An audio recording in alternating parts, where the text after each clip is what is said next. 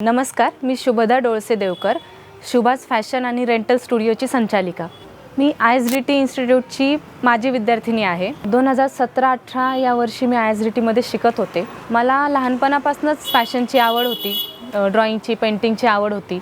त्याच्यामुळे मला फॅशन या क्षेत्रातच करिअर करायचं होतं. सो मला नगरच्या बाहेर जायचं नव्हतं शिक्षणासाठी, मला नगरमध्ये शिक्षण करायचं होतं. त्याच्यामुळे मी नगरमध्ये सर्च करत होते की कुठल्या इन्स्टिट्यूट आहेत. त्याच्यामध्ये मला ISDT सगळ्यात बेस्ट वाटली.